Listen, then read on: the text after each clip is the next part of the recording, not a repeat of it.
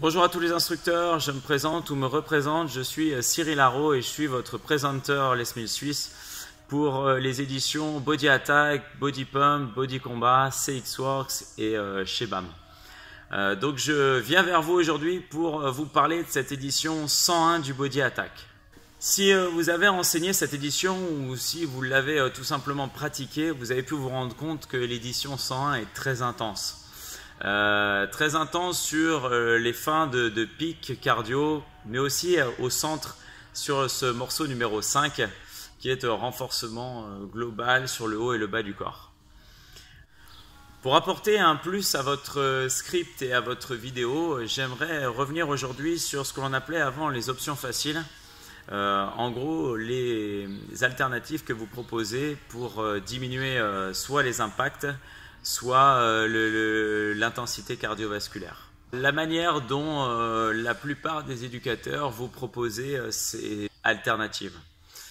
Eh bien, la plupart du temps, c'est en phrase type « si vous n'arrivez pas ci » ou « si vous n'arrivez pas ça, prenez l'option facile ». Voilà, la base courte, négative. Et puis, dans un état d'esprit où on essaye de donner le meilleur de soi, cela force à penser à une défaite. Donc, l'effort sera à faire, si ce n'est pas le cas, ou si vous avez déjà commencé, bravo, c'est ce qu'il faut faire, de penser, par exemple, dans notre morceau numéro 4, où l'on a une grosse session de squat jump et de fente, de penser aux bénéfices, tout simplement, de ce qu'apporte le fait d'enlever le saut. D'accord ? Par exemple, pour les squat jump, un travail plus profond, plus musculaire. D'accord ? On cherche l'intensité en diminuant les impacts, mais ça, c'est ce que vous devez penser et ce que vous devez dire, c'est tout simplement travail plus musculaire et plus profond.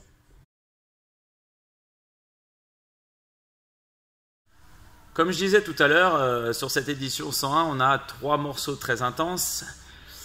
Donc, j'aimerais revenir, moi, sur le morceau numéro 5, celui que j'ai enseigné au LMXD. Si vous étiez là, vous le savez, je vous ai demandé une chose très simple, c'est d'aller au bout de vos capacités et de rester le plus longtemps possible sur les pieds, sur cette phase de pompe et de renforcement musculaire sur le haut du corps. Alors, pourquoi j'ai fait ça?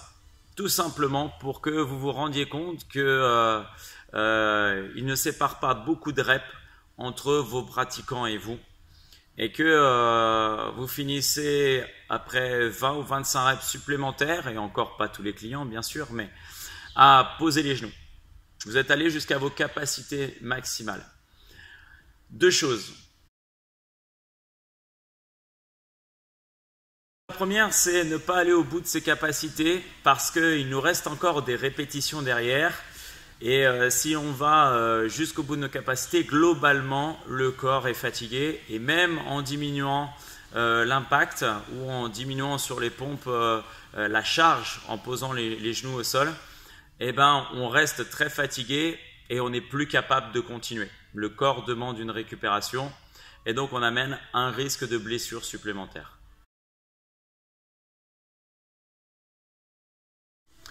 La deuxième chose, c'est qu'il faut que vous adaptiez, et ça c'est ce que vous entendez tout le temps, à chaque LMTD, à chaque LMXD, vous vous adaptiez à chaque participant.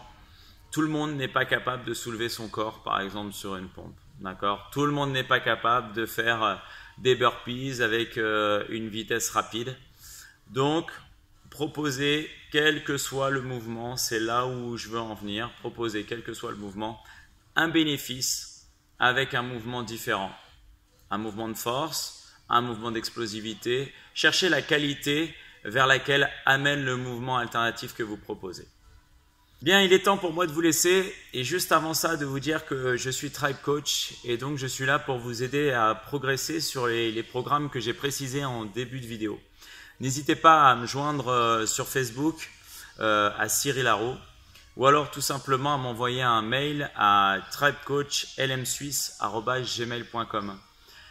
Eh bien, belle édition d'attaque numéro 101, bon trimestre à vous et à bientôt!